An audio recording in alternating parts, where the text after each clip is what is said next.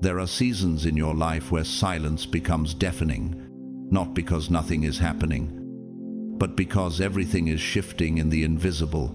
And this is one of those seasons. You've felt it, haven't you? A quiet restlessness in your bones, like something ancient and divine is finally moving on your behalf. You couldn't explain it to anyone, but your spirit knew. Something or someone was coming, chosen one. You didn't survive the last storm by accident. You were carried. Every time you thought you broke, something inside you whispered, "Not yet. Keep going." And so you did. Not because you were the strongest, but because something holy had marked you long before the battle ever began. You cried in silence. You endured betrayal without revenge. You prayed when no one saw, and heaven took note. Now, the atmosphere around your life is beginning to tremble, because your protector has arrived. Not a metaphor, not a fantasy, a real, divine dispatch sent with your name etched into their spirit and vengeance burning in their eyes. They're not arriving with flowers or polite smiles. They are arriving with spiritual receipts, holy fury, and a fierce loyalty that says, "This one is not to be touched." Because heaven has made a decision, you will no longer fight alone. And with this protector comes something else, something you've prayed for so long you almost stopped believing. Abundance, restoration, a holy flood of everything you were told would never happen for you. Not in drips, not in distant promises, but in waves overflowing, undeniable, and right on time. Because when God sends protection, He doesn't send it empty-handed. But are you truly ready to receive what you've been asking for, even if it doesn't look like how you imagined it? And if right now, as you're reading this, your heart is racing and your spirit feels like it's catching fire, it's not a coincidence, it's confirmation. If this resonates, I invite you to type 777 in the comments. That number isn't magic, it's a declaration, a signal that your spirit is awake, aligned, and ready for the shift. Let heaven see your agreement. Let earth feel your boldness. To those of you who have supported this channel through Super Thanks, you are the unsung warriors behind every message that reaches the ones who need it most. Thank you. Deeply. Sincerely. Thank you. Your faith is fueling more than a platform. It's helping carry a prophetic word to souls across the world. You may never know the full impact, but heaven does. Now stay close, because what I'm about to reveal next will unlock the timeline of your pain. You'll understand why certain doors never opened, why certain people had to leave, and why protection had to arrive before your abundance did. What if this entire delay wasn't punishment, but protection? Let's go deeper. God's chosen ones. Your protector has arrived. A major shift in abundance is here.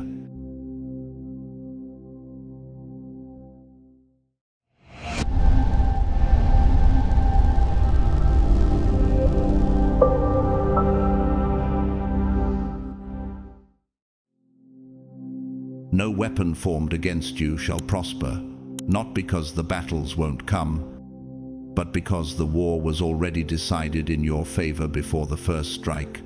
Isaiah 54:17. And now, in this holy shift of time, your silence is being answered, not with noise, not with spectacle, but with presence. We walk with you, not just as messengers of healing, but as echoes of the voice that's been guiding your every unseen step. Your season of quiet tears, held in the shadows where no one cheered for you, is being traded for a season of divine recompense. But are you truly ready to receive what's been withheld until now? Are you prepared for the floodgates to open, not with chaos, but with clarity. This moment isn't about finally meeting someone. It's about remembering what your spirit never forgot. You aren't being saved by a stranger. You're being reunited with a protector whose soul has walked parallel to yours across realms. It's not love at first sight. It's recognition at first presence. Their entrance isn't lucky timing. It's written timing, carved into your scroll before you knew what betrayal was. Who told you protection had to come wrapped in armor and noise? Sometimes it walks in quietly, wrapped in the scent of déjà vu and the weight of unfinished promises, just like when Ruth found Boaz in the fields, not chasing love, not begging for rescue, but simply walking in obedience to survive. Ruth too, in that field. Destiny med discipline. And what if this moment for you is that field? Could it be that the protector arriving now has seen you from afar and been divinely instructed to cover, not control, to shield, not shame? It's not just romantic, it's redemptive. This bond, this soul knowing, mirrors the reunion of Jacob and Esau, two brothers ripped apart by deception. Yet when they saw each other again, the past was drowned in tears and embrace. But Esau ran to meet Jacob and embraced him. He threw his arms around his neck and kissed him, and they wept. Genesis 33:4. That's the kind of healing God is orchestrating, one that silences explanations and amplifies recognition. Have you ever felt someone enter your life and your soul exhaled before your brain caught up? Why does their voice already sound like sanctuary? This is what it means to be chosen. Heaven doesn't respond to your cries with panic. It responds with orchestration. As when God prepared Elijah's next in line, Elisha, even before Elijah asked for help. Jeden Kings 19. God doesn't scramble. He plans, and he is never late. Could it be that while you were grieving in your cave, your Elisha was already plowing in the distance? Pop icon and poet Patti Smith, often called the godmother of punk, once said, "Those who have suffered understand suffering and therefore extend their hand." Smith, a warrior of grief and art, found her calling not in escaping pain, but in walking through it, hand in hand with the broken. In the same way, the protector arriving for you isn't someone who pities your scars. They carry their own.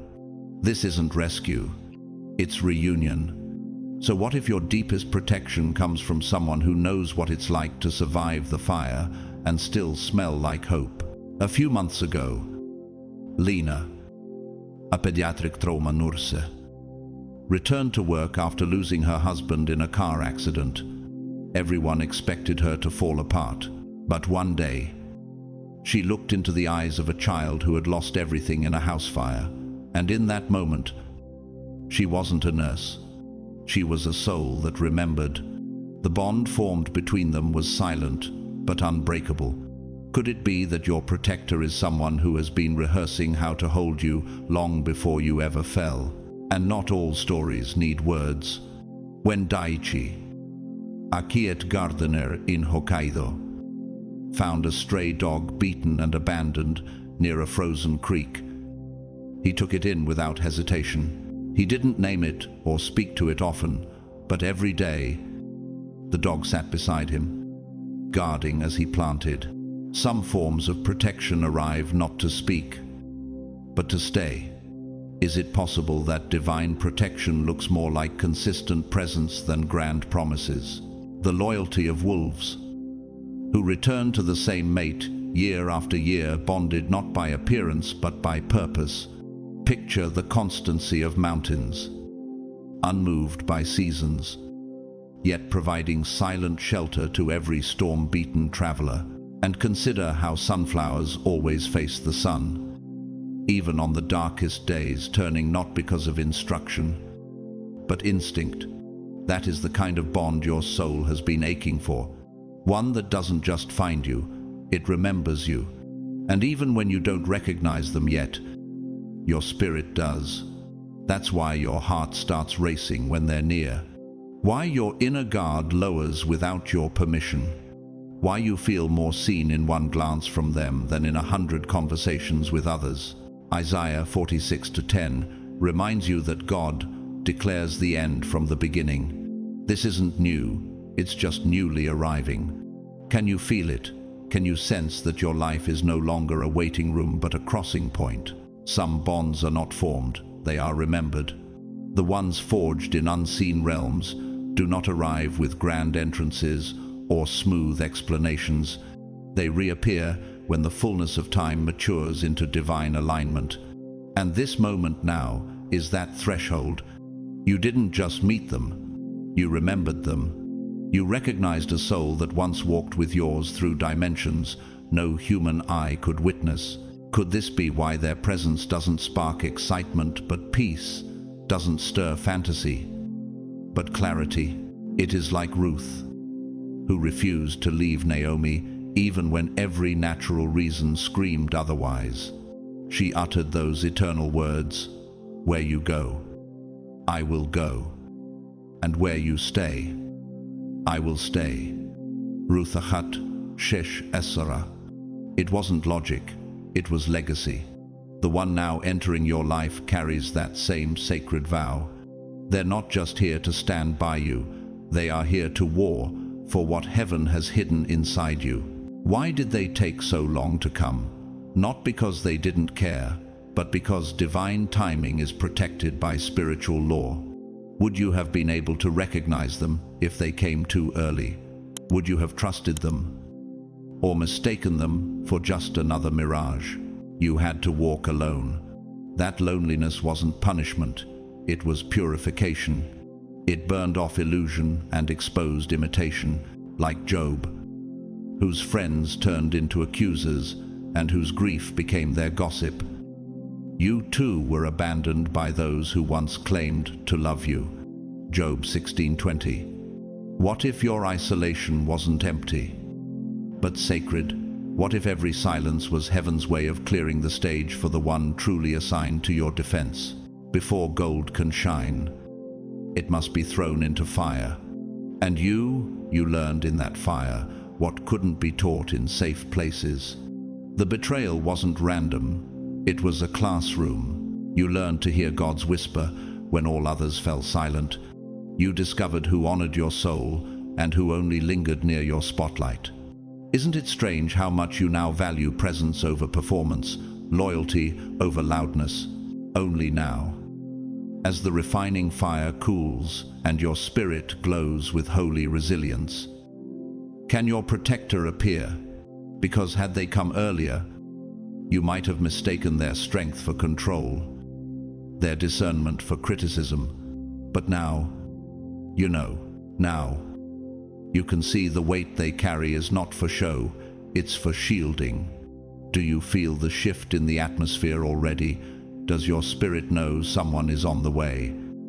Armed not with charm, but with divine covering, they won't arrive quietly. Their entrance into your life will not go unnoticed. It will echo with the authority of Elijah, calling down fire from heaven in front of false prophets. Then the fire of the Lord fell and burned up the sacrifice, and all the people fell prostrate and cried, "The Lord, He is God." 1 Kings 18:38-39. Their appearance will silence opposition and shake spiritual strongholds. Why do you think certain people around you have suddenly grown nervous, distant, even resentful without cause? Perhaps their spirits already sense what your eyes have yet to see. A holy force is approaching. Their assignment is not comfort, it is confrontation. They come to interrupt the enemy's access, to break demonic cycles, to dismantle traps that nearly took you out last season.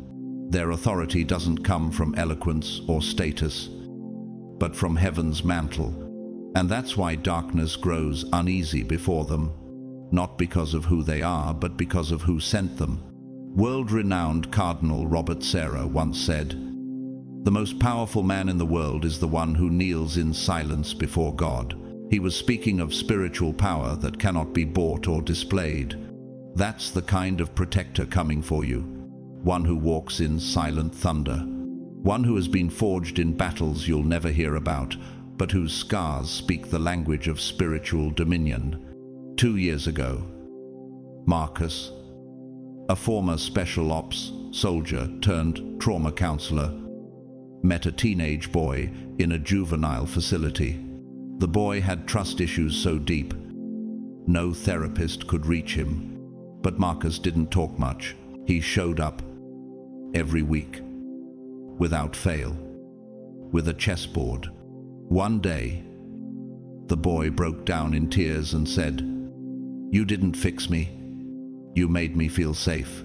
That's protection, not fixing. Guarding the soil until something holy grows again. And when Alma, a violinist who had lost her ability to perform due to nerve damage, moved to a quiet coastal town, she met an elderly woman named Ingrid who invited her to the garden daily, not to talk, but just to sit. Over time, Alma's spirit softened. The music hadn't returned to her fingers, but it had returned to her soul. Could it be that some defenders are gardeners of the spirit, tending to wounds no one else can even see? You've seen how lionesses protect their cubs not by roaring, but by scanning the horizon for threats before they arrive. You've watched the ocean swell just before a storm, not to destroy, but to prepare. And you've witnessed how the forest hushes when predators draw near, not in fear, but in awareness. That's the energy your protector brings. It's not dramatic, it's prophetic. Not loud, it's lethal. When they enter your life, you'll notice things fall off: old habits, old friendships, old attacks. Their presence is not a new chapter, it's a new dimension. And what's been tormenting you in secret will no longer have access, because heaven didn't just send you help, it sent you someone who remembers your name from before you were born. This monumental shift rocking your life right now is not a subtle breeze, but a seismic upheaval. The calling you carry within you is vast, no small whisper, but a thunderous decree that the enemy has fought relentlessly to isolate and crush. What does it say about your destiny when darkness expends so much energy trying to snuff out your flame? You bear a weight so profound that it summons reinforcements beyond human sight. Angelic hosts, clothed not in physical armor, but in righteousness and heavenly authority. Do you sense them gathering now? Unseen but undeniable. Remember Elisha's servant, whose eyes were opened to see that those who are with us are more than those who are with them. 2 Kings 6:16. How different would your battles be if you truly grasped the strength surrounding you? The forces arriving alongside you do not carry swords forged by men, nor do they wear the armor the world admires. Instead, they speak with the power born in the courts of heaven itself, marking the turning point of your restoration and the dawn of divine recompense. Can you feel the old, dead branches snapping off your life tree? Which false friendships will finally crumble under this heavenly light? What hidden betrayals will be illuminated by this new presence? You are not limping, but rising, crowned by the one who claims you. Scripture reminds us, but the God of all grace, who called you to his eternal glory by Christ Jesus, after you have suffered a while, will himself restore you and make you strong, firm, and steadfast. 1 Peter 5:10. Was your abundance ever truly lost? Or was it withheld, deliberately protected by divine wisdom? What if the delay was not neglect but protection? How much damage could your blessings have suffered if they had been released in the midst of a polluted circle filled with disguised enemies? What if those around you weren't ready to honor or shield your harvest? What if prematurely pouring out your blessings was like filling cracked vessels with fine wine, precious yet doomed to spill? Judas sat at the table with Jesus, kissing him while plotting his downfall. Matthew 26-48, -49. Could your elevation have been stolen by similar hands? Would God's mercy be reflected in this delay, cleansing the environment before raising you? How often do we mistake delay for punishment? Your season of isolation, the betrayal from every direction, was no random cruelty. It was an uprooting, as necessary as a gardener clearing weeds before planting seeds. Can you see those betrayals now as the pruning that prepares your soil? Will you trust the cleansing process, even when it feels like loss? Every lie revealed, every false ally unmasked, was a divine act of mercy disguised as hardship. What new seeds will flourish in this freshly cleared ground? How will you protect this new growth from future storms? Inspirational speaker and author Brené Brown once said, "Vulnerability sounds like truth and feels like courage. Truth and courage aren't always comfortable, but they're never weakness." Her words echo the journey you've endured, the painful truth that birthed your courage to keep moving. How would your life change if you embraced this vulnerability as strength rather than a flaw? Consider Maya, a young woman who lost her family business overnight due to betrayal by a trusted partner. Alone and shattered, she found herself rebuilding, not with grand gestures, but by quietly nurturing small opportunities every day. Months later, a loyal community formed around her, defending her vision fiercely. Could your protector be the unseen ally cultivating your comeback in silence? Or take David, a middle-aged man who faced the loneliness of unemployment. No family supported him, and old friends disappeared. But each morning, he walked a mountain trail near his home, letting nature's rhythm heal his spirit. One day, a stranger joined him, a quiet presence offering wisdom without judgment. David never asked for help, but that companionship rekindled his hope. Could your protector be the silent presence walking beside you, ready to shield your breakthrough? Look to nature, the eagle who soars alone, yet commands the skies with power, the river that carves canyons not by force but persistence, the ancient oak whose roots grow deeper during every storm. Which of these wild protectors reflect the defender arriving for you? What lessons do they hold for your journey? When this protector arrives, the atmosphere will shift, the ground beneath secret plots will tremble, and those who conspired in darkness will feel an unnamed fear rising within them. The weight of divine authority they carry unsettles forces aligned against you. Are you ready to stand firm as these strongholds fall? How will your life transform once the hidden enemies are exposed and the harvest fully guarded? No more second-guessing, no more handing your loyalty to empty vessels, no more mistaking applause for alignment. Just as God reduced Gideon's army from thousands to a mere 300 warriors in order to prove that victory comes not from numbers but from obedience, Judges 7-2-7. Your circle too had to be stripped. It wasn't rejection, it was refinement. Could it be that the thinning of your community was a divine operation, not a personal failure? What if the betrayals were not breakdowns, but barriers lifted so that your blessings wouldn't be stolen again? If the full measure of abundance had arrived when the crowd still surrounded you, it would have been siphoned into selfish hands, those who only stayed to see what they could take, not what they could build.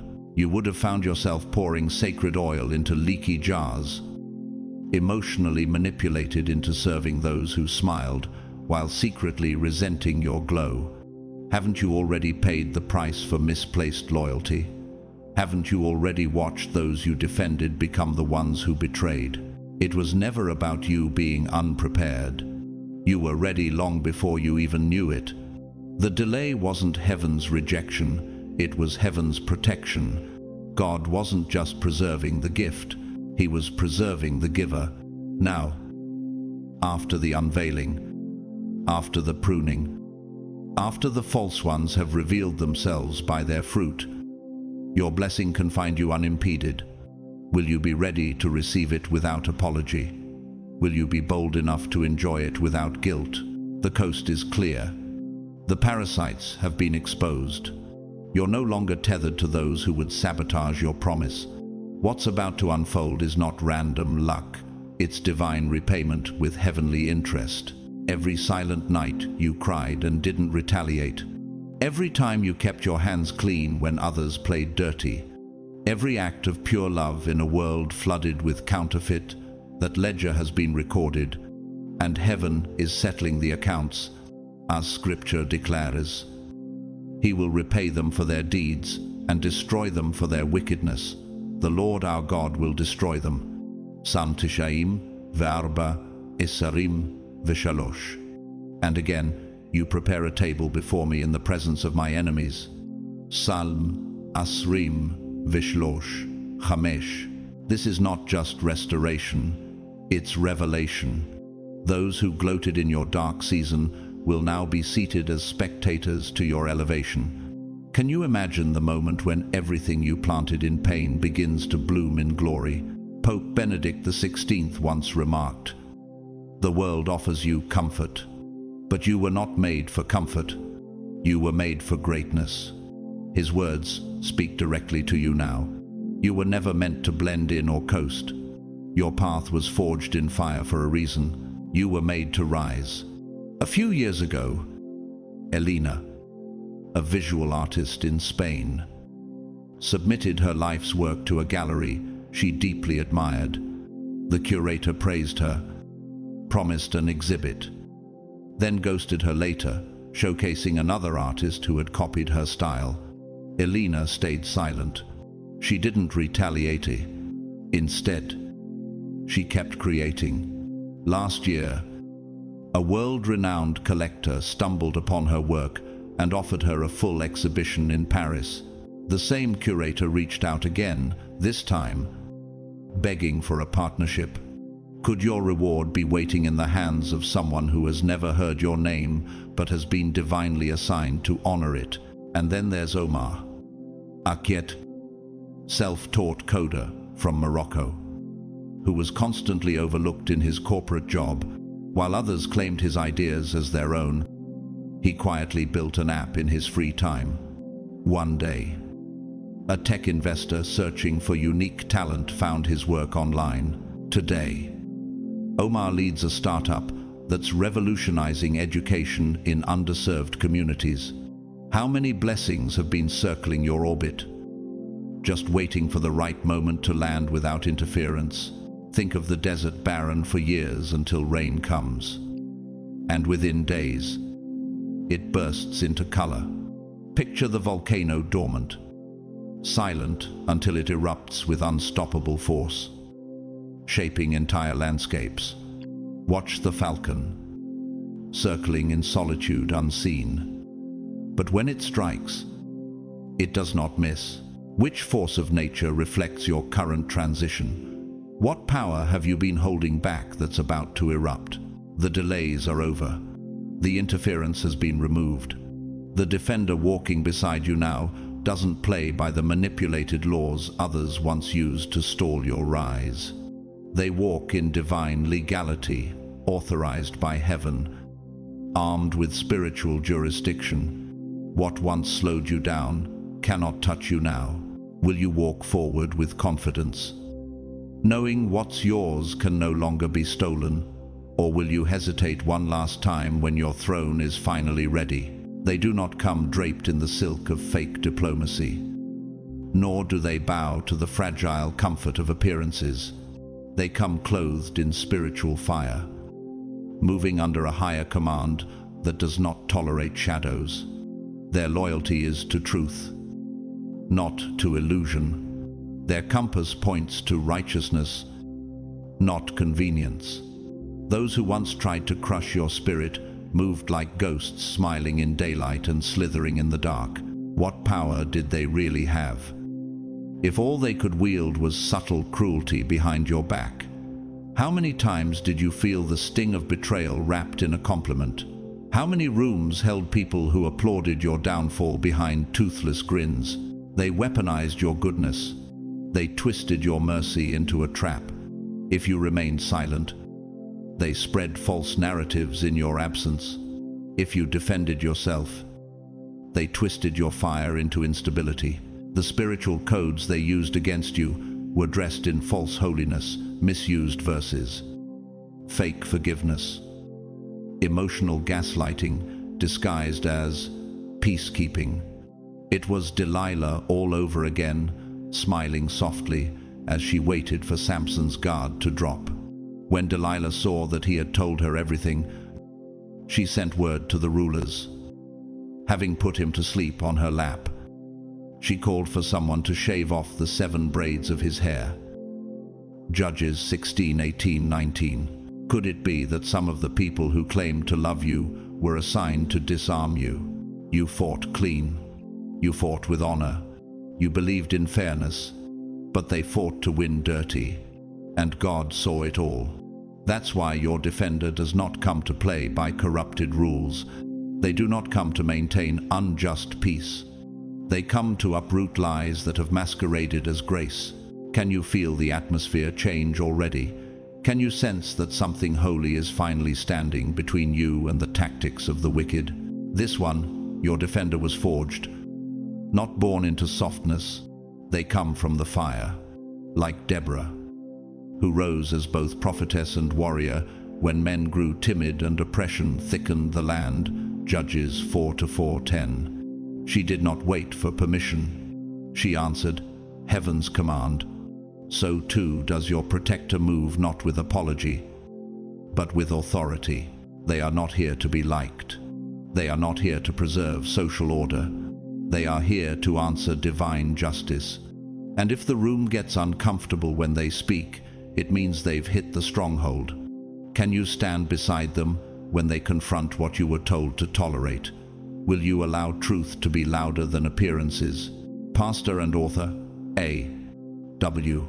Tozer, known for his fearless theology, once wrote, "The Church has surrendered her once lofty concept of God and has substituted for it one so low that it is scarcely worthy of worship." Tozer's words ring louder than ever. Your defender does not worship false peace. They do not bow to sanitized, institutionalized silence. Their mandate comes from a realm where truth is not optional, and they've arrived just in time. 3 months ago, Celeste, a corporate whistleblower from São Paulo, exposed a multi-million-dollar fraud scandal in her company. The backlash was vicious. She lost her job, her friends, and almost her sanity.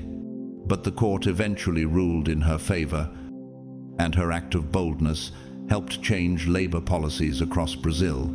She didn't act to be liked. She acted to be aligned with what was right. Could your defender carry the same divine grit? Are they the one heaven prepared to do what you were once too tired to do alone? Like Noor, a high school teacher in Kenya who was nearly forced out by a corrupt principal, instead of quietly resigning, she stood before the school board, laid out months of evidence, and won not only her position, but exposed years of mistreatment that had gone unnoticed.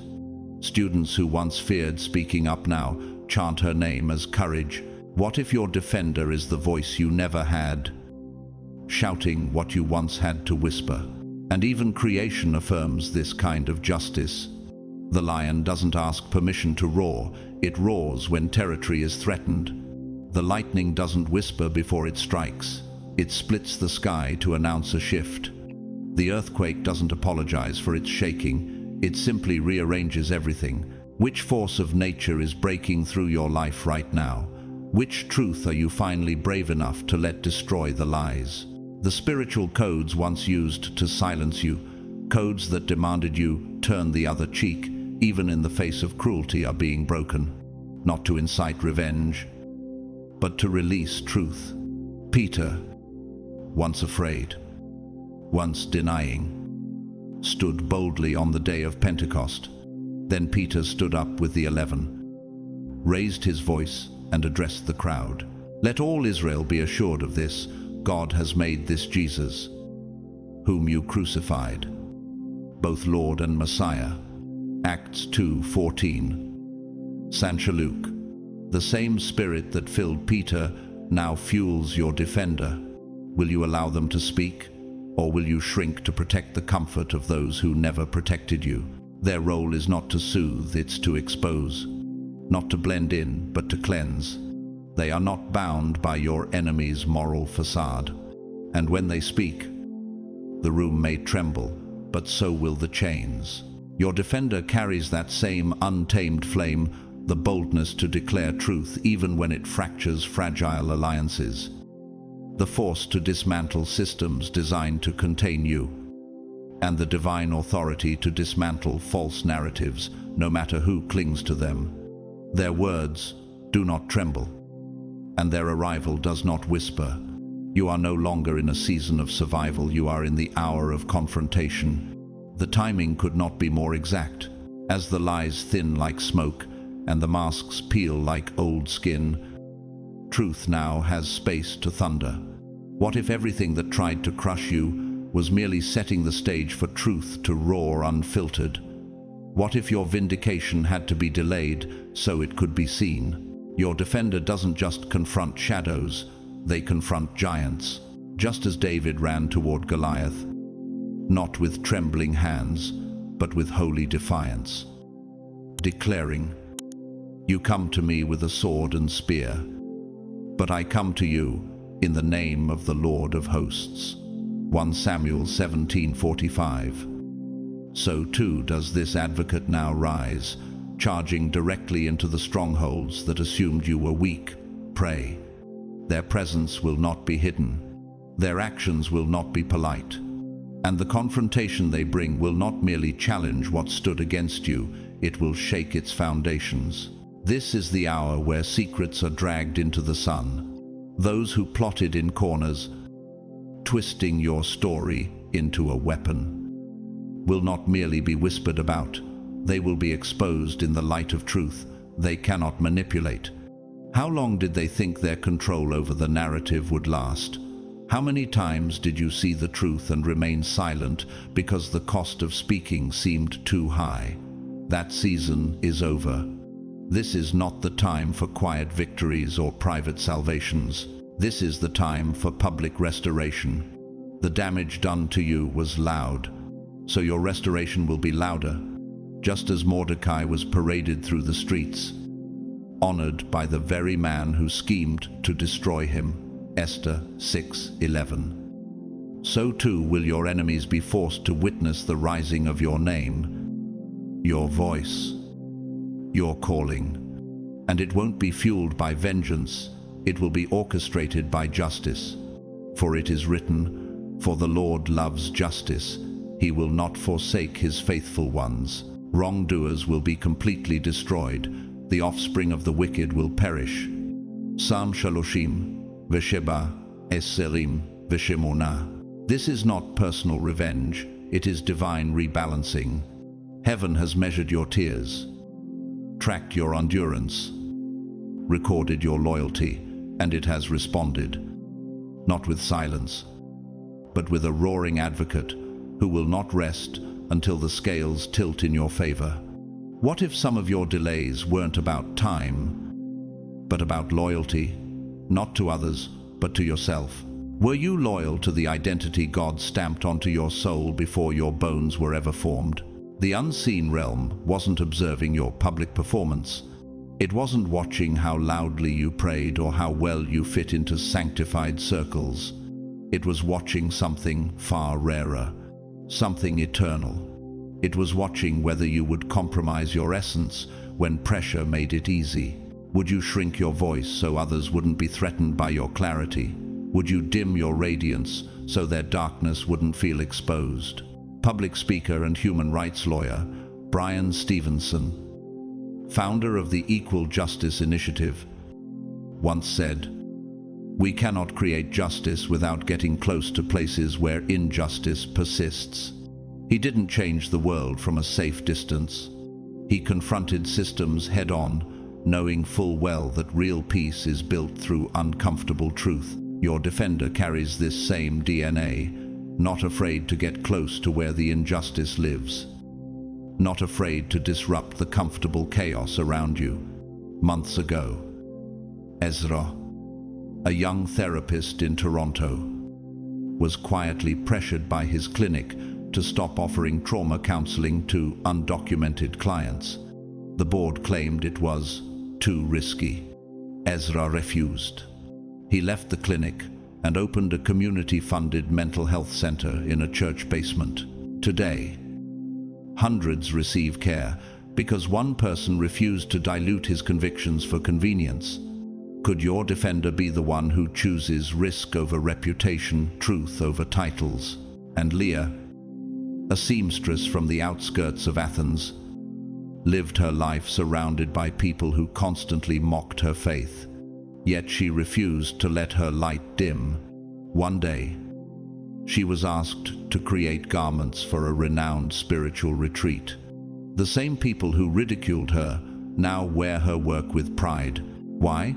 Because she never made treaties with environments that insulted her soul. Could your season of ridicule be setting you up for the season of reverence? Look to the phoenix. It must first reduce itself to ash before rising unrecognizable. Witness the tides. They withdraw not to retreat, but to surge with greater force. Observe the redwoods. They grow taller than any tree, but only because their roots secretly intertwine beneath the forest floor, building strength in silence. What transformation has your silence been preparing? What fire have you endured that's now birthing flight? The spiritual testing wasn't about whether you could shine, it was about whether you'd dim yourself to be palatable. It was about whether you'd laugh at what bruised your spirit just to belong, whether you'd call survival community when connection had already died, whether you'd tether yourself to rooms that required you to betray your own soul to be included. You passed the test not because you were perfect, but because you refused to trade your calling for approval. And now, the tables are turning. Your advocate has stepped forward, and this time, no lie, no mask, no half-truth will survive the wind they carry. Because when the fire rises and the pressure tightens, that's when many abandon the sacred. They trade what is eternal for what is immediate, not all at once, but one small compromise at a time, decision by decision, until they barely recognize the reflection in the mirror. But not you. You stood when it would have been easier to shrink. You stayed rooted in empty rooms where applause was absent, where validation was withheld. You absorbed the mockery dressed as jokes, the backhanded compliments soaked in envy, the strategic silences of those who could have spoken up but chose convenience. You said nothing when you were misunderstood on purpose. You kept your standards high, even when it felt like those standards cost you everything. Would lowering the bar have gained you acceptance? Probably. But at what cost? How many times did you ache to feel seen, yet refused to break alignment with your assignment? You didn't water down your truth. And that, more than any prayer you whispered, is what heaven took note of. Just as Joseph endured betrayal by blood, slander without evidence, and prison bars built from lies before stepping into Pharaoh's courts, so too have you walked through injustice with your integrity intact. So Pharaoh said to Joseph, I hereby put you in charge of the whole land of Egypt. Genesis 41:41-44. What if your wilderness has always been the prelude to your palace? What if being overlooked was actually your cover? It was never about how well you quoted scripture or whether you got the rituals right. The test was deeper. Would you stay loyal to the calling on your life when that very calling made you feel cursed? When obedience led to rejection? When truth made you lonely? The test wasn't just about perseverance, it was about purity. Would you compromise for comfort? Would you adapt to be accepted? Would you dilute your fire just to stop feeling alone in the heat? Because you didn't bow, something ancient in your bloodline snapped. Cycles, generational patterns of silence, betrayal, scarcity, and smallness cracked beneath your obedience. Have you realized yet that your survival is not survival at all? It is a prophetic rebellion. You've become the Moses of your lineage, the one who walks through wilderness not for yourself, but for those coming behind. So now, go. I am sending you to Pharaoh to bring my people, the Israelites, out of Egypt. Exodus 3, 10-13. Your breakthrough isn't just yours. It's ancestral. Your no was louder than their yes. Your silence was more powerful than their noise. Heaven didn't respond to your pain with pity. It is responding with reward. Divine reinforcements aren't coming to comfort, they're coming to crown. The blessings now heading toward you are not scattered leftovers. They are precise, strategic, divinely calculated down to the weight of every tear cried in silence. How many betrayals did you survive without becoming bitter? How many times did you choose principle over convenience, even when no one saw? As it is written, because you have kept my command to persevere, I also will keep you from the hour of trial that is going to come on the whole world. Revelation 3:10. These blessings aren't vague, they're surgical. They're tied to your endurance, tailored to your wounds, and they will not just restore what was taken, they will confront the systems that profited from your oppression. Civil rights icon and theologian Howard Thurman, mentor to Dr. Martin Luther King Jr., once said, "Don't ask what the world needs, ask what makes you come alive, and go do it." Because what the world needs is people who have come alive. You did not merely survive, you came alive, even when it would have been easier to go numb 3 years ago. Arman, a tech developer in Jakarta, refused to falsify data for his company's pitch to international investors.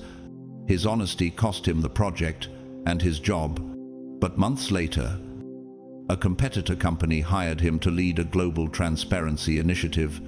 Today, Arman speaks at ethics conferences worldwide.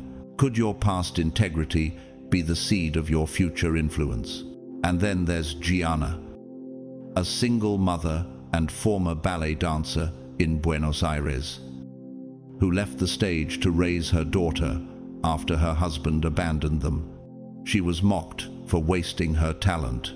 Years later, her daughter, inspired by her discipline, earned a scholarship to the world's most prestigious dance academy. Sometimes the legacy you build isn't in what you perform, but in who watches you endure. Even creation has witnessed your resistance. The glacier moves slowly, silently, yet reshapes continents. The honeybee, though small, pollinate entire ecosystems. The sunflower, even when planted in broken soil, still turns toward the light. Which of these truths are buried in your walk? What kind of quiet, sacred force have you been unleashing without even noticing? The shift that's unfolding now isn't just restoration, it's divine justice, not revenge justice. Heaven is addressing every voice that tried to write your ending without your permission. The ones who whispered lies with clean reputations, the ones who sabotaged in silence, the ones who wore envy as concern and manipulation as love. Did they truly believe heaven would let it stand? They were certain you would buckle beneath the weight of betrayal, that you would slowly fade into the backdrop of your own story, muted, erased, quietly rebuilding in a corner, pretending none of it ever happened. They counted on your silence. They banked on your exhaustion. What they never foresaw was that heaven keeps flawless records. and the spiritual law of return cannot be bribed, rushed, or rewritten. It was never your job to get even, it was God's. And now the scales that once tipped against you are crashing violently into alignment. No more whispered apologies offered at midnight under the fog of guilt. No more half-hearted texts sent to clear a conscience instead of correcting a wrong. The universe is no longer interested in protecting the pride of those who tried to crush a vessel marked by God. Can you feel it? The shift is no longer internal, it's tectonic. The fault lines are rupturing beneath those who once bet on your collapse. Will they still call it grace when the truth knocks on their doors publicly, to correct the spiritual debt they incurred by mocking, slandering, and attacking someone on divine assignment? Public acknowledgement will now be required, not suggested, not optional. The same lips that tried to assassinate your character will speak your name with reverence. The same eyes that rolled in disgust will witness your rising with awe. The same people who turned the crowd against you will now testify, sometimes in front of those very same crowds, that you were anointed all along. This is not revenge. This is spiritual law. When someone touches what heaven has claimed, a debt is created that cannot be erased in silence. For the Lord is a God of justice. Blessed are all who wait for him. Isaiah 30:18. God's justice does not whisper, it thunders. It does not merely patch wounds in private, it stages public restorations, so the testimony carries generational weight. Just as Haman, who built gallows for Mordecai, was commanded by the king to honor him publicly. Do not neglect anything you have said. So Haman got the robe and the horse. He robed Mordecai and led him on horseback through the city streets, proclaiming before him, "This is what is done for the man the king delights to honor." Esther 6:10-11. So too will your enemies, those who schemed, twisted, and plotted, become unwilling witnesses to your elevation. Some will try to repent quietly, hoping to repair what they damaged without being exposed. But for others, spiritual law demands a public reckoning. Their future peace, protection, and blessings will be bound to their willingness to speak truth out loud. A debt like that clings to the soul until it is cleansed with confession. Can the hand remain clean if it never washed away the stain of betrayal? This is not about pride. It's not about reopening old wounds. It is about divine balance, about restoring what was tilted against you. Your elevation was never subject to human permission. It was decreed by God before you ever cried your first tear. Humble yourselves, therefore, under the mighty hand of God, so that at the proper time he may exalt you. 1 Peter 5-6. And that time is now. You are stepping into a season where vindication will no longer be a secret prayer you whisper through clenched teeth in the dark. It will be the reality you walk in daily, not because you begged for it, but because heaven decreed it, not because you fought your way to it, but because you refused to fold. What's about to unfold will not just restore your name, it will rewrite the narrative of what tried to bury you. Famed artist Jean-Michel Basquiat once said, "I am not a black artist, I am an artist." That statement wasn't arrogance, it was identity. He refused to let the labels others placed on him limit the power within him. He reclaimed the definition of who he was. In the same way, you are no longer the version of yourself others named in slander. You are stepping fully into the title heaven gave you long before the labels of man. Take Damon, a soft-spoken accountant from Durban, South Africa. When accused falsely of embezzlement by a rival co-worker, he lost his job and was shunned for months. He didn't retaliate. He moved in silence. Years later, after the truth surfaced, he was not only offered his position back, but promoted to CFO at a competing firm. The same people who once smeared him now cite his name when teaching integrity. And Celine, a poet and cafe worker in Montreal, once fired for rejecting the inappropriate advances of a manager, never made a scene. She quietly self-published a collection of poems titled Unseen, chronicling her experience. Months later, her book went viral. That same cafe now displays her face on a mural, ironically, next to the table where they once humiliated her. Could your justice arrive in forms even more poetic than you imagined? In nature, even the lunar eclipse, though brief, demands the attention of every skywatcher. The avalanche doesn't ask permission to fall, it simply overwhelms, and the pearl formed by years of irritation and friction shines only after being hidden in darkness. What natural law is mirroring your rise? What silent forming now bursts forth as public transformation? You once believed survival was your full-time job. Every lie, every attack, every betrayal forced you into defense mode, protecting your mind, your name, your peace, like a soldier in constant war. But the war is over. Vindication is here. You no longer need to fight for what is already unfolding. Heaven has taken over the case, but here is the truth they never told you. You were never meant to fight every battle. You were not built to live in constant defense, swinging wildly at every dart thrown your way. You were never called to spend your entire life in survival mode. You were being trained for command, forged for strategy, shaped to lead. Heaven wasn't just toughening your skin, it was sharpening your mind, refining your discernment, and preparing your voice to carry weight beyond the trenches. What if every hit you took was never about defeating you, but about graduating you? What if survival was the wilderness? And now leadership is your promised land. Soldiers are trained to obey. They fight the battles handed to them. But commanders choose. They hold vision. They manage movement. They decide when to speak and when to remain silent. They are trusted with legacies, not just moments.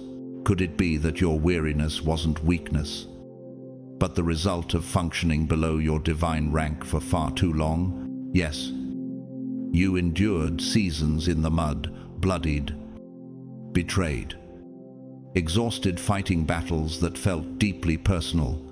But all along, heaven was carving something higher into your identity. The trials weren't measuring your toughness, they were cultivating discipline, restraint, and long-range vision. Just as David stepped onto the field as a shepherd, but left holding Goliath's sword, recognized for the king he was destined to be. 1 Samuel 17:50-51. Your own warfare was a prophetic internship in leadership. Could your suffering have been the classroom for your throne? Now, your time on the front lines is drawing to a close. Not because you're done fighting, but because your role in the war is changing. You are being called out of the emotional chaos and into strategic authority. You cannot birth visions while trading jabs with critics. You cannot govern territories while exhausting yourself over every petty insult. Your strength now belongs to what's ahead, not what's beneath you. As confirmation of this transition, heaven is sending reinforcements, people, provision, spiritual cover, custom assigned to protect what you're building. Where you once had to defend yourself, now others will defend you, not because you're incapable, but because generals don't waste energy in hand-to-hand combat. They lead from elevated ground. Nehemiah, while rebuilding Jerusalem's walls, refused to descend into pettiness. When attacked with mockery and distraction, he responded, "I am doing a great work, and I cannot come down." Nehemiah 6:3. And so must you. What great work are you being asked to protect? Which distractions are begging for your energy that no longer deserve it? World-renowned business strategist and author Indra Nooyi, former CEO of PepsiCo, once said, "Leadership is hard to define, and good leadership even harder. But if you can get people to follow you to the ends of the earth, you are a great leader."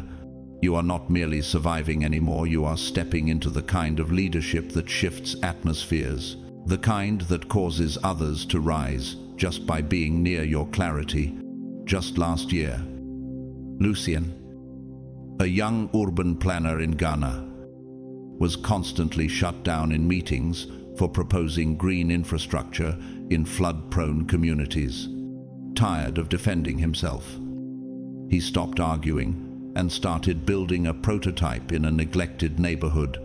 Months later, after a massive storm, that same neighborhood became the only one untouched. The mayor not only approved his plan, he made Lucien head of the entire urban renewal department. What if your silence wasn't defeat, but preparation for elevation?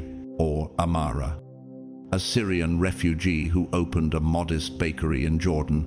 She was mocked by locals, ignored by suppliers, and endured endless delays.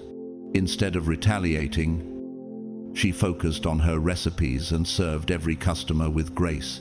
One day, a global food blogger stumbled across her store, and now her bakery supplies pastries for airlines and hotels across the Middle East. Could your grace under fire be the very thing unlocking doors no argument ever could? Look to the river delta, which deposits rich soil over time, quietly laying the foundation for ecosystems that will one day thrive. Consider the stingray, which hides beneath the ocean floor, not out of fear, but strategy, emerging only when it's time to act with precision. Watch the firefly, which glows not for spectacle, but communication, drawing light only to the one who needs it. What form has your leadership been taking while you thought you were merely surviving? You were never created to fight every skirmish. You were made to command the battlefield. What's heading toward you now? Abundance, clarity. Divine connections is not falling from the sky at random. It's not luck. It's not karma. It's the strategic return of what was always yours. Stolen, delayed, or buried before you even knew how to fight for it. Why did your breakthroughs feel inconsistent for so long?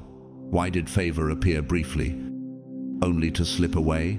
Why did your obedience seem unrewarded while others thrived in manipulation? It was never about your worth. It was about the resistance around your inheritance, seen and unseen forces that fought to bury what was already marked as yours. But now, those forces no longer hold jurisdiction. The claim over your blessing has been legally overruled by heaven, and what's about to be unlocked will not just restore your balance, it will redefine the atmosphere around your life. There were conversations about your destiny in rooms where your name was spoken, but your presence was forbidden. Plans were whispered in shadows by those who feared your light before you even knew it existed. Opportunities were deliberately blocked before they reached your awareness. Decisions that should have lifted you were swallowed by silent resistance. And this didn't start with you. Long before your first breath, those in your family line, whether knowingly or in desperation, traded spiritual inheritance for temporary comfort. They signed unseen contracts, sealed in fear, not faith. And those compromises, those buried secrets, weren't isolated. They rippled through generations, leaving you to fight wars you never started. Still, here you are, the one chosen to break the cycle, the one marked to end what never should have begun. Have you ever wondered why the battle felt so ancient? Why the resistance seemed larger than your current life? Why invisible ceilings followed you into every new room? Could it be that your obedience is cracking curses not just over you, but over bloodlines too afraid to confront what they inherited? For nothing is hidden that will not be made manifest, nor is anything secret that will not be known and come to light. Luke 8:17. No buried blessing, no stolen promotion, no silenced purpose can stay hidden when heaven declares, "Bring it into the light." The abundance now making its way toward you is not accidental overflow. It is restoration dressed in prosperity. It is reparation for unseen betrayals. It is the divine return of things you didn't even know you lost. Could every denied opportunity have been a breadcrumb trail leading you back to what was always yours? This transfer isn't happening by begging, not by manipulation, not by human effort. It is happening by divine law. Even now, the realm of the Spirit is trembling. The chains wrapped around generational wealth, clarity of vision, and unapologetic favor are unraveling. Can you feel it? The trembling in places that used to hold you hostage. The shift in conversations about your name in rooms you've never entered. This is the moment when buried things rise and bound things break. It mirrors the story of Joseph, sold into slavery by the very brothers who should have protected him. Yet when famine struck and power changed hands, Joseph didn't seek revenge. He stood in command. "You intended to harm me, but God intended it for good to accomplish what is now being done, the saving of many lives." Genesis 50-20. That is your story too. What if betrayal was the back door into your breakthrough? You are standing in your Joseph moment. The very pit they threw you in is becoming the platform that will elevate you. But this isn't vindication for ego. It's balance required by heaven. Because spiritual law demands recompense when what was holy was tampered with. Your prosperity now comes with receipts, spiritual documentation that nothing said, done, or signed against you was lost in the archives of eternity. Who tried to erase you from the narrative? Who assumed your silence meant surrender? Because this time the story will not end with your erasure. This return cannot be delayed. It cannot be blocked. It cannot be stolen. Why? Because what's arriving is magnetized to your refusal to bow. Your endurance is the signal. Your integrity is the summons. What's coming is not just about wealth. It is about divine order. You are not receiving blessings.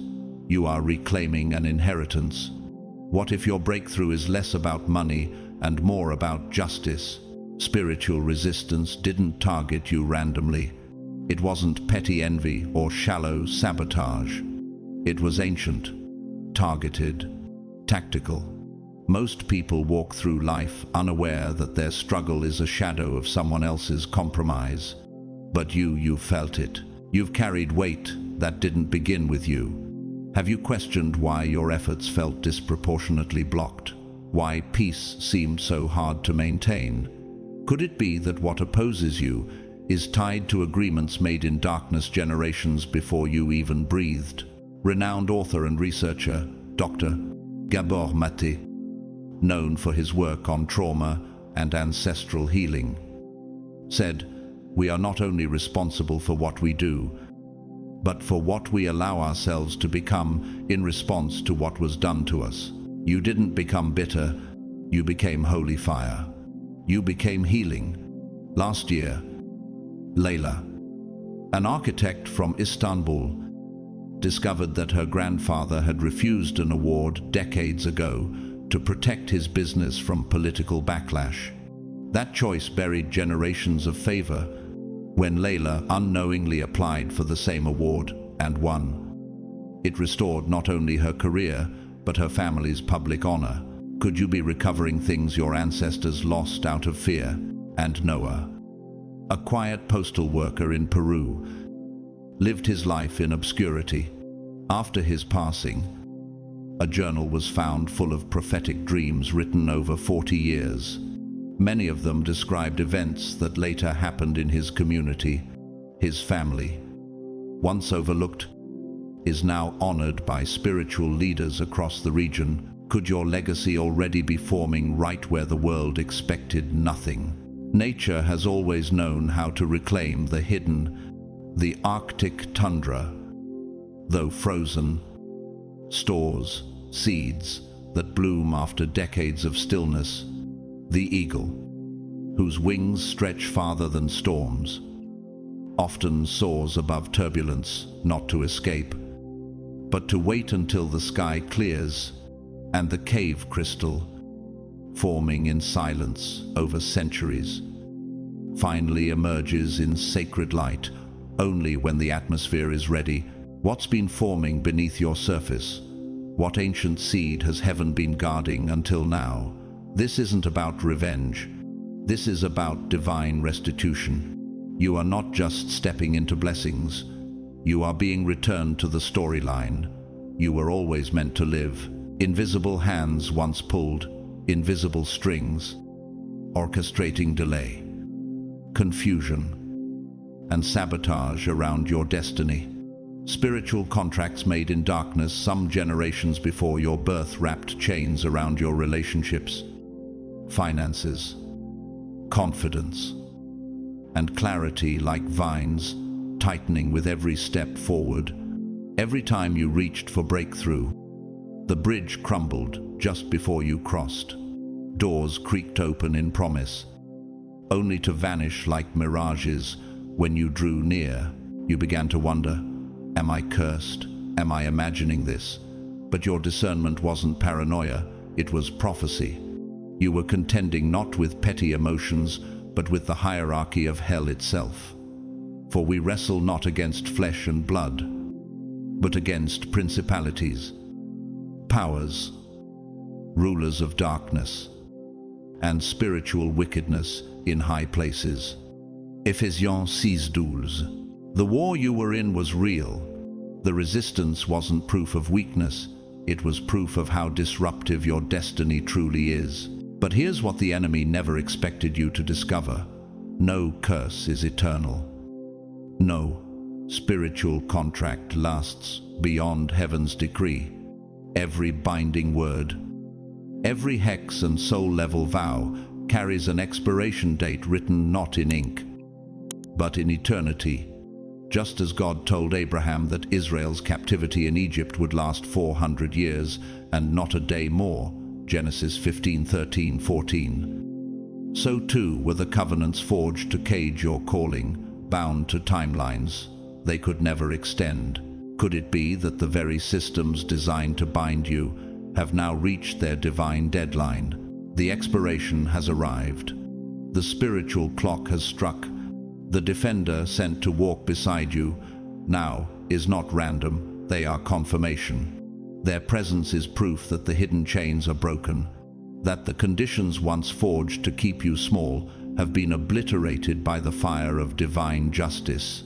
Those who once moved against you with prayers, masked in envy, with gossip dressed in concern, and with alliances cloaked in religious language, now stand fully exposed. They are uncovered before the very spiritual laws they once tried to manipulate. The courtroom of heaven is now in session, and their plea deals have expired. Your defender is more than protection, they are evidence. A signpost from heaven that the battlefield has shifted. The blessings once delayed are now authorized for release. The inheritance once held hostage is returning home. The Lord is known by his acts of justice.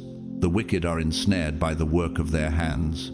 Psalm 9:16. This isn't just poetic justice, it is divine recompense. And now, you are no longer dreaming of justice. You are living in it. The field has been cleared. The spiritual grid reset. Nothing that was meant for you will be withheld any longer. Can you feel the trembling beneath your circumstances, even if your natural eyes haven't seen it yet? Your spirit already knows. Something is breaking. This shift is not about flexing success or chasing shiny milestones. It is about access divine. undeniable access to spaces, roles, and realms that were once carefully kept from you. Why did the same door open for others but slam shut for you? Why did people warm to you only to grow distant without reason? Could it be that you carried a frequency their darkness couldn't tolerate? You are now being summoned into rooms where you were once ridiculed, into conversations where your name used to be mocked, where you were once erased. Your presence will now be required, and in some places, it will be so spiritually disruptive that the walls will collapse under the pressure of your arrival. You were never kept out because you lacked value. You were kept out because your presence could not be controlled. British author and Holocaust survivor Elie Wiesel once said, "The opposite of love is not hate. It's indifference. But what you endured was never indifference. It was calculated suppression, like Joseph's brothers, who saw his dream and didn't just laugh, they conspired. 'Here comes that dreamer,' they said. 'Let's kill him and see what becomes of his dreams.'" Genesis 37 to 19:20. Their goal was not just to wound him, it was to erase the prophecy he carried. Could the opposition you faced have been less about who you are and more about what you were about to become?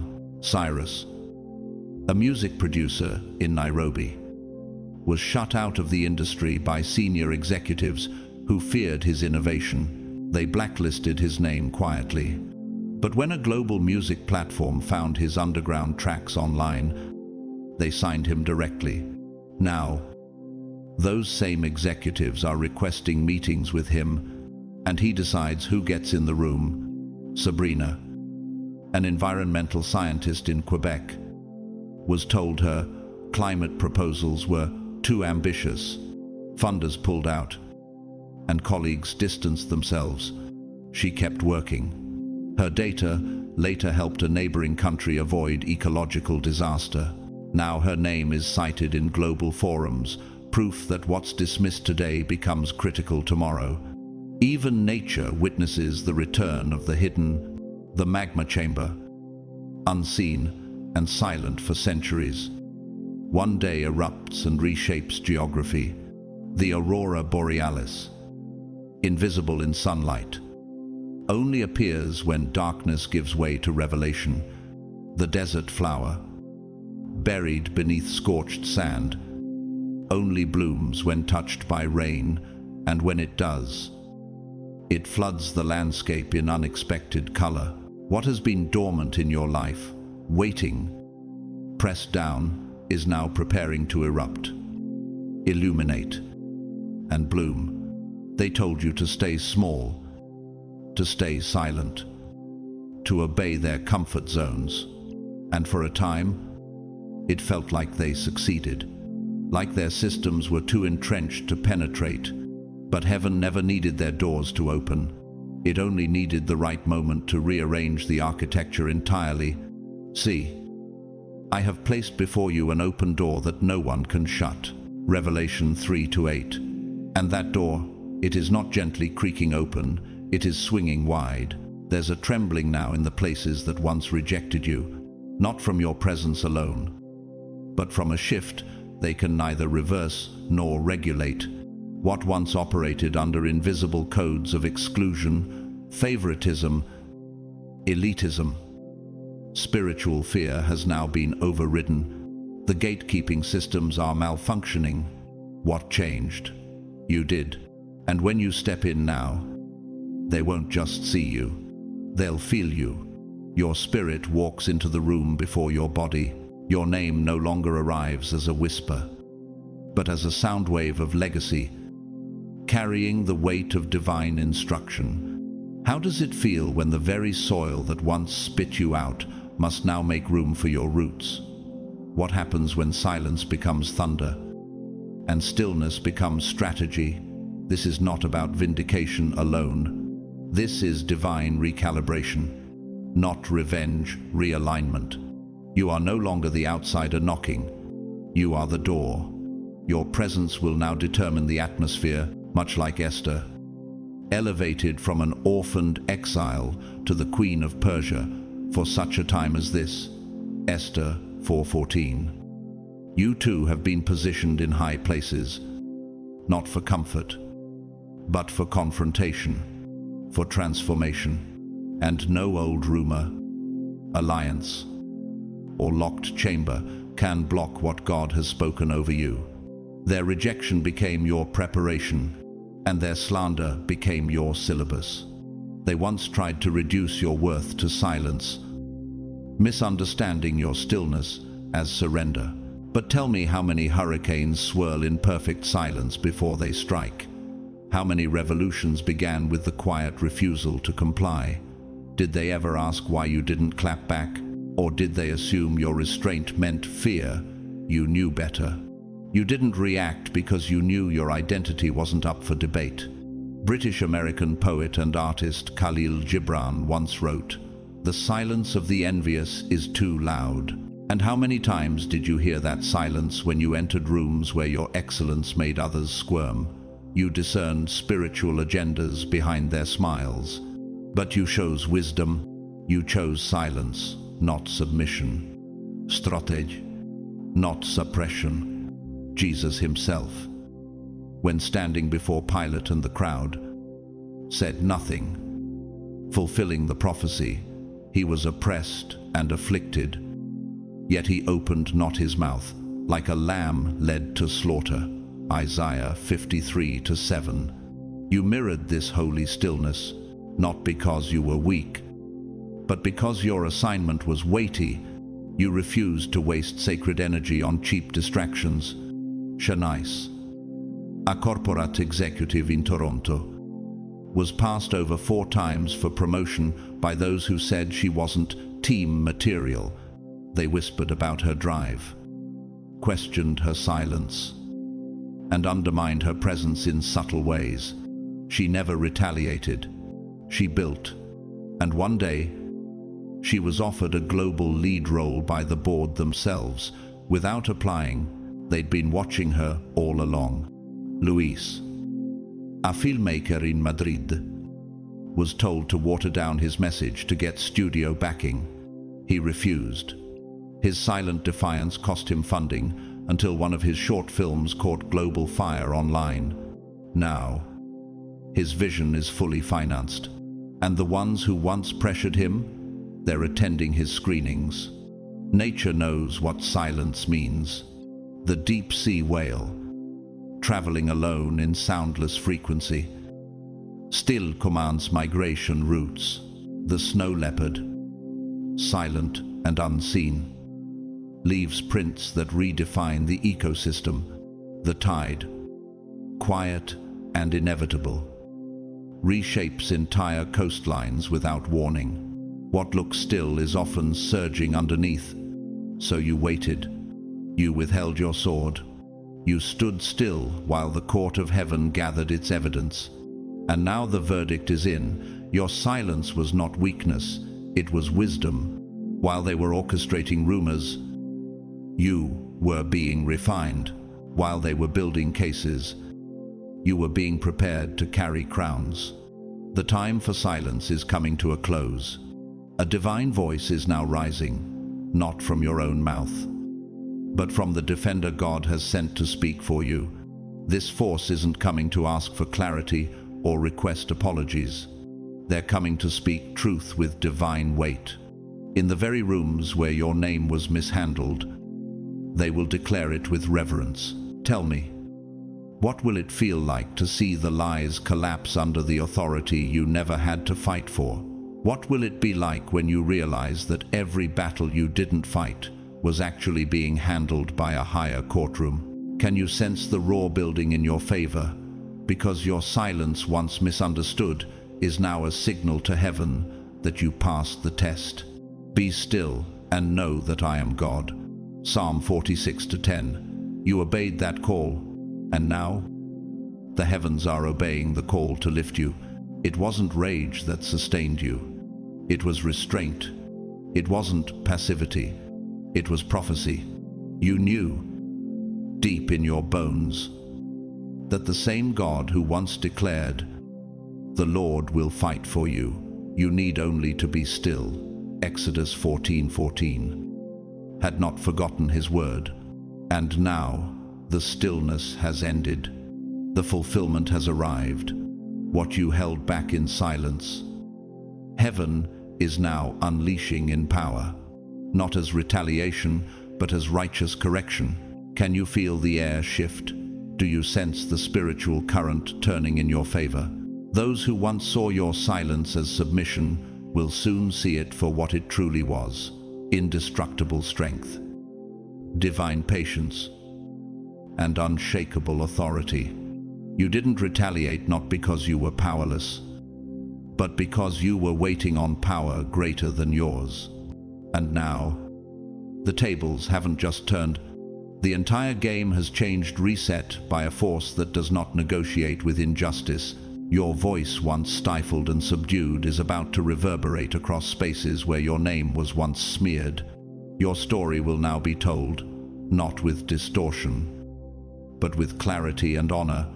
The defender assigned to your life does not move according to human approval. They weren't sent to preserve reputations built on lies. Their mission is surgical, to reset the scales. Vengeance is mine. I will repay, declares the Lord. Romans 12:19. This is not the time for diplomacy. It is the hour for divine correction. For too long, those who moved against you operated like kings in hidden kingdoms, untouchable, smug, and shielded by illusions. They misread heaven's patience as approval. They mistook your humility for defeat. But judgment delayed is not judgment denied. The spiritual tides have shifted. What once felt like delay was divine setup. Now, mercy is no longer assumed. Mercy is a gift, not a guarantee, and it is earned through repentance, not demanded by pride. Could it be that the delay in your vindication was never about punishing you, but revealing them? This defender does not exist to soothe the guilty or comfort the unrepentant. They're not here for closure. They are here for correction. The throne of betrayal is cracking. The territory stolen from your hands is being reclaimed. This is not revenge, it's restoration. And like God's judgment on Pharaoh, who refused to heed warning after warning, there comes a moment when refusal to repent demands consequence. At midnight the Lord struck down all the firstborn in Egypt. Exodus 12:29-30. How many warnings were ignored before this moment was triggered? How long did heaven hold back the reckoning that has now been released? The false peace they wore like silk is unraveling thread by thread. The networks they trusted, the alliances they manipulated, the narratives they controlled, they are disintegrating beneath them. This isn't happening because you screamed louder. It's happening because heaven said, enough. Not only have the tables turned, the entire foundation has fractured. Psychiatrist and Holocaust survivor Viktor Frankl once said, "What is to give light must endure burning." You endured the fire, not to become ashes, but to become illumination. And now, those who tried to burn, you will watch as you light the way for others. This is the harvest of your endurance. Earlier this year, Soraya, a non-profit director in Johannesburg, discovered her deputy had embezzled funds and blamed her, though she had proof. Her board stayed silent. She stepped away quietly and began her own grassroots foundation. Within 6 months, international donors discovered the truth and fully backed her. Her betrayer was not only exposed, but discredited. Could it be that your greatest vindication won't be your words, but your results? And consider Matteo, a quiet artisan in southern Italy. For years, his neighbor mocked his tiny vineyard. Matteo kept tending to his soil without fanfare. One season, an international wine critic stumbled upon his product. That year, Matteo's vineyard won Europe's highest organic wine award. His neighbor? Silenced. Is your obscurity actually protecting your rise? Look to the avalanche, silent at first, but unstoppable once released. Look to the pearl, born in irritation, yet regarded as treasure. Look to the tide, patient in retreat, then crashing with force that reshapes the shore. What force has been gathering behind your stillness? What beauty has been growing in your private ache? This is the fulfillment of Galatians 6-7. Do not be deceived. God is not mocked. For whatever one sows, that will he also reap. They are not facing your revenge, they are facing their own harvest. Your season of restraint is giving birth to a wave of divine reordering. This is about setting right what was twisted, about ensuring that what you carried in silence does not become your final identity, but the seed of your greatest breakthrough. You stood when others fled. You held your tongue when you could have cursed. You didn't play victim, you chose vision. And now heaven is responding, not with permission, but with power. This defender, this divine force, isn't knocking politely. It's crashing through every door they shut in your face. And what is arriving now cannot be measured in numbers. Yes, increase is coming, finances, opportunities, visibility. But the true blessing is deeper. It's a fortress of intangible abundance, peace that cannot be stolen, wisdom that cannot be counterfeited, wholeness no betrayal can fracture, confidence that does not require applause. This is not just restoration, it's a divine rebirth. You are no longer the one merely surviving the battlefield. You are the one for whom the heavens have gone to war. First comes clarity, a weapon sharper than any sword, rarer than any treasure. In a world addicted to chaos and noise, clarity is a revolutionary force. Where confusion once choked your every decision, and voices of fear disguised themselves as concern, a silence is now descending, holy, still, impenetrable. It will be as if someone ripped the veil off your eyes and, for the first time, you truly see. Are you ready for that kind of vision? What will change when your excuses dissolve into truth? What choices will you finally make now that hesitation is no longer your companion? This clarity doesn't come from intellect, it comes from intimacy with the divine. Like Solomon, who asked not for riches, but for wisdom to lead. So, give your servant a discerning heart. I will give you a wise and discerning heart, so that there will never have been anyone like you, nor will there ever be. 1 Kings 3-9-13. You are stepping into that same stream of supernatural knowing. Doors that once humiliated you with their silence will now open, not because you forced them, but because you've been given the key. What once paralyzed you with too many options will now fall in line beneath your authority. Then comes influence, not the counterfeit kind obsessed with likes and followers, but a holy gravity that rearranges rooms. Your presence will shift atmospheres. People will begin to listen to you without knowing why. Those assigned to your purpose will be drawn to you, while those secretly sent to drain you will find themselves unable to remain. Like Daniel in Babylon, who carried such excellence that kings consulted him and adversaries could find no flaw. Now Daniel so distinguished himself that the king planned to set him over the whole kingdom. They could find no corruption in him, because he was trustworthy and neither corrupt nor negligent. Daniel 6:4. They will try to mimic you. They will copy your tone, your strategy, your rhythm, but they will fail, because essence cannot be faked. What flows from your spirit was handcrafted by God.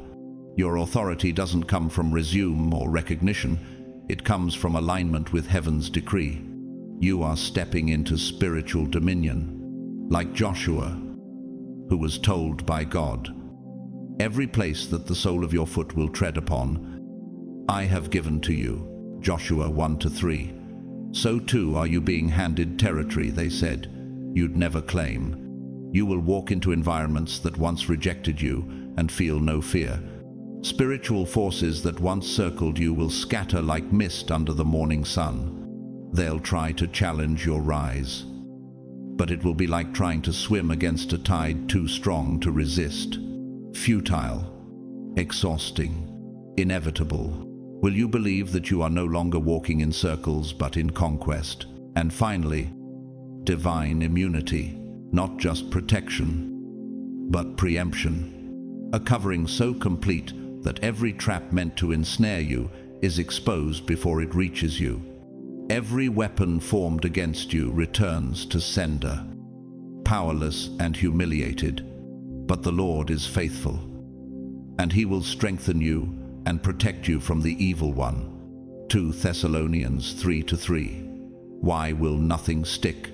Why will their attacks disintegrate before impact? Because you're no longer operating on their level. You're no longer reachable by the systems they once used to pull you down. This protection was never something they could steal or delay. It was yours by divine inheritance. And now, at the appointed time, it is being released. But with it comes something they never anticipated: exposure. The web of deception spun around you is unraveling carefully woven lies, masked in loyalty, are snapping for too long. You were surrounded by faces that smiled, hands that helped, words that encouraged, all while their hearts were rehearsing your fall. These weren't enemies in armor. These were enemies in disguise.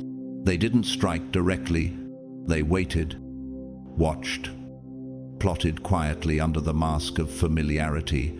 How many times did your spirit whisper, "Something is off"? But you overrode the warning out of love. But now the torch has been lit. The defender beside you does not carry only a sword of protection, but a light of revelation. The spiritual air around you is being stirred like a storm breaking silence. For nothing is hidden that will not be made manifest, nor is anything secret that will not be known and come to light. Luke 8:17. Have you noticed their nervousness lately? The distance, the tension in rooms where truth now hovers like a sword. This is not coincidence. This is exposure. Can you handle knowing the names behind the sabotage? Can you still bless what God exposes?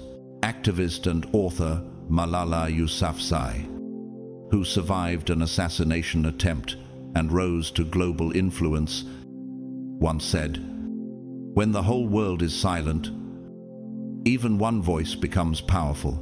That's where you are now. The silence is over, and your voice, once silenced, is about to change rooms, systems, and legacies. 2 years ago, Nico, a software architect in Copenhagen, was sabotaged by a co-founder who quietly altered project metrics to discredit him. Instead of retaliating, Nico quietly documented everything. When the truth came out, investors removed the co-founder and promoted Nico to lead the entire company division. What if your next promotion isn't because you fought, but because you stayed faithful? And Mireille, a florist in Marseille, discovered her sister had been siphoning money from their family shop. Broken-hearted, but steady, Mireille didn't retaliate. She restructured the business quietly. A year later, she opened a second location that tripled their original revenue. Her sister, now asking for forgiveness. Could it be that your greatest revenge is thriving in public peace? Even nature witnesses what's happening. The owl sees clearly in the dark clarity where others stumble. The vine that once wrapped tightly around the tree begins to wither when exposed to too much light. And the eagle, though once grounded in molting season, returns to flight stronger than before. Which part of your story is now molting into revelation? This abundance, clarity, influence, authority, and protection is not a reward. It's a recognition. It was always yours. It was always assigned. The only thing that delayed it was divine timing, and that time is no longer coming. It is now. The time of unveiling is no longer approaching. It has arrived. The era of secrecy is over. Those who once hid behind charm, tradition, or years of proximity will find their camouflage collapsing under divine pressure. The guilt they buried, the pacts they made in secret, the whispered betrayals they thought were undetectable, every layer is coming undone. This is not coincidence. This is divine confrontation. And your defender is not here just to block incoming arrows. They have been sent to expose the daggers still lodged in your back. What if healing begins with exposure? What if the first step to full freedom is finally seeing who you were really surrounded by? It won't be gentle. The atmosphere around you is shifting violently. Every lie will be dragged into the open. The narratives once used to frame you will implode. The spiritual wind at work now does not cater to reputation. It is committed to revelation. And yes, it may shake you. You may begin to notice long familiar faces behaving strangely, stuttering around you, avoiding eye contact, disappearing without explanation, even turning on you with sudden venom. But don't panic. This is not the unraveling of your story. It is the unraveling of your prison. Just as Gideon's army was cut from thousands to 300, so that only the truly loyal could carry the weight of victory. Judges 7-2-7. Your circle too is undergoing holy reduction. The false support systems are being removed, not because you're losing, but because you're ascending. Will you mourn what heaven is trying to remove? Or will you allow God to sever the ties that sabotage your next level? The betrayal will sting. The grief will come. It will hurt to realize that some of the people who called you family only stayed to witness your fall. But ascension demande séparation. You cannot carry dead weight into destiny. You cannot cross into Canaan while still clinging to Egypt. Are you willing to let go of what's familiar to step into what's divine? This is not punishment. It is purification. God is not simply adding blessings to your life. He is subtracting anything that would corrupt the harvest. Every mask removed is a chain broken. Every false friend exposed is one less voice corrupting your spiritual clarity. This is not your downfall. It is your deliverance. Therefore, come out from among them and be separate, says the Lord. Touch no unclean thing, and I will receive you. 2 Corinthians 6:17. You are not being abandoned.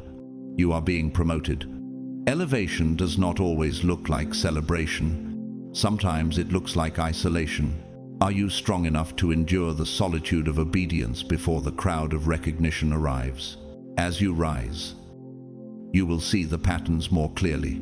You will notice how you once shrank to survive, how you contorted your brilliance to make others comfortable, not out of weakness, but because survival demanded it, like a lion forced to prowl silently in a cage.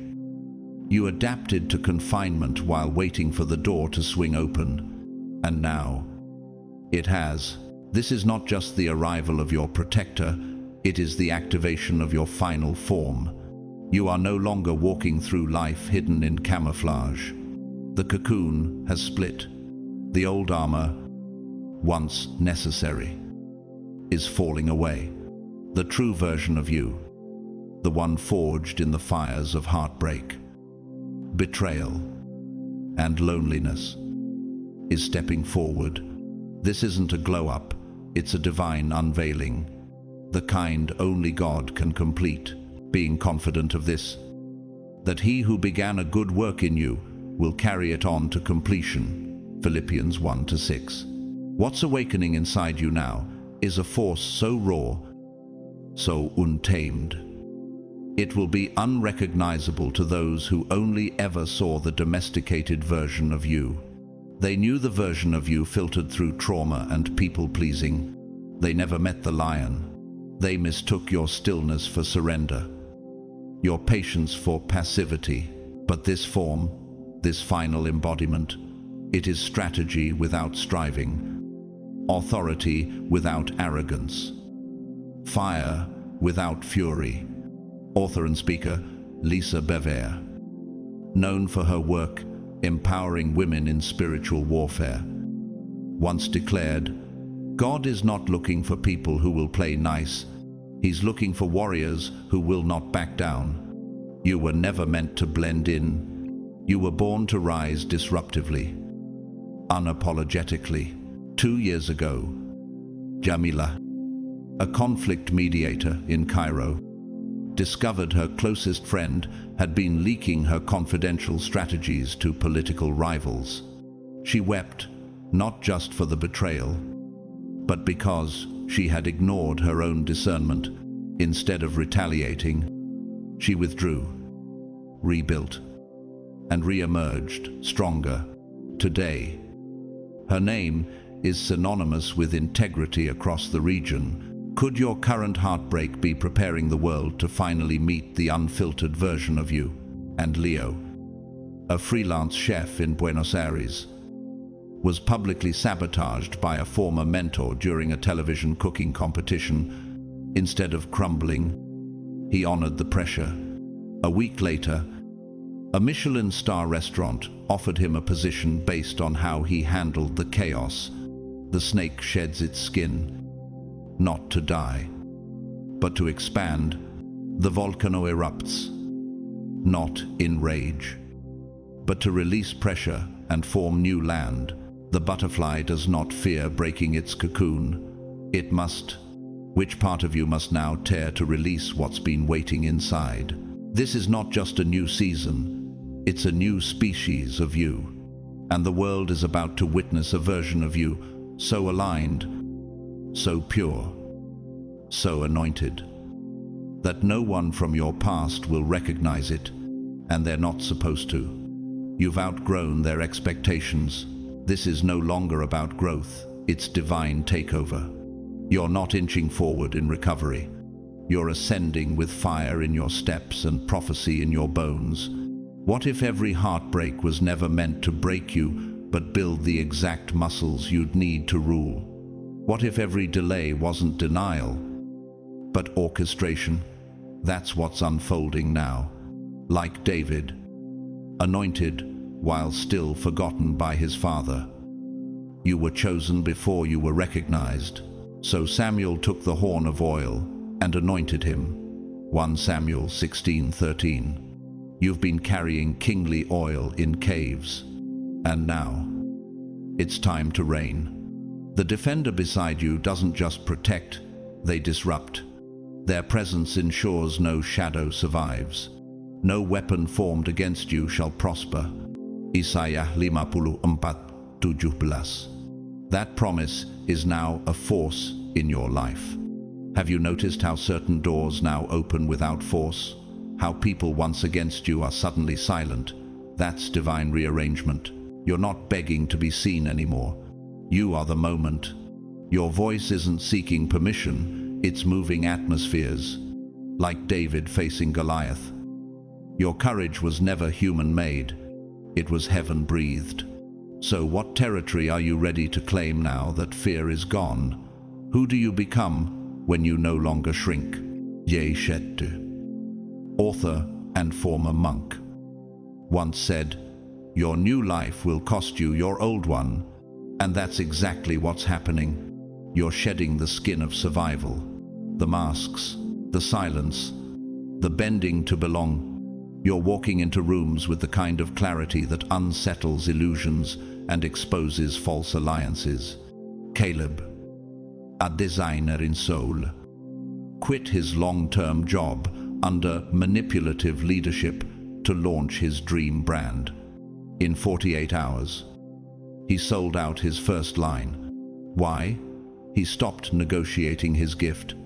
Zara, a therapist in Montreal, began writing raw poetry online. Her truth sparked a global healing movement. Could your hidden expression be someone else's breakthrough, like the phoenix? You're not just rising, you're born again through flame, like the sun. Your warmth isn't borrowed, it radiates from within, like the tide. Your influence moves not by force, but gravitational pull. You were never denied you were being distilled, and now that the weight of betrayal has been burned off, your next step is not performance, it's purpose. Strengthen your disciplines, guard your time, feed your vision. What would happen if you lived like you knew you were the answer to a generational prayer? Let your light so shine before men. Matthew 5:16. It's not about applause. It's about assignment. Your steps now ripple through bloodlines. Your decisions are shaping the future. Your very presence is prophecy. This is the era of impact. Show up like it. Speak like it. Protect your peace like it. Build like your legacy depends on it, because it does. If your spirit agrees, type it. Speak it. Declare it to the earth and the heavens. I rise unstoppable. So, this is where the journey leads, not just to restoration, but to revelation, not just to protection, but to full possession. You are not standing at the end. You are standing at the threshold of divine fulfillment. Every tear sown in silence is now a seed breaking open into legacy. Every rejection is being rewritten into a redirection. The pain was real, but so is the promise. And now that the dust has settled, you see it clearly. God never left you. He was building you through every silence, through every betrayal, through every unanswered why. What you carry is not ordinary. What you're stepping into will ripple across generations. Can you feel it? The shift beneath your feet, the call to rise not just privately, but publicly, with clarity and conviction. The world needs your light, your voice, your presence, now. So, rise, not for applause, but for purpose. Rise, not to prove them wrong, but to prove him right. Rise, because you were always meant to. If this message spoke to your soul, don't keep it to yourself. Like this video so the algorithm knows it carries light. Share it with someone else who's fighting silently and needs to hear this word. Leave a comment below, even just 2 words. I rise. Let heaven hear your yes. Subscribe to the channel if you haven't already. And don't forget to hit the notification bell so you never miss another prophetic release. And if you feel led, you can support this ministry through Super Thanks. Your seed helps carry the message further. But whether you give or not, know this: you are seen, you are loved, and you are not alone. Thank you for being here. Thank you for pressing through. Thank you for allowing this space to be one of healing, revelation, and truth. As you move forward, may the Lord surround you with favor as a shield. May peace chase you down. May doors open with ease. And may you walk into this new season with holy fire in your bones and heaven's wind at your back. You are chosen. You are rising. And nothing can stop what God has ordained. Be blessed. Beloved, the shift is here.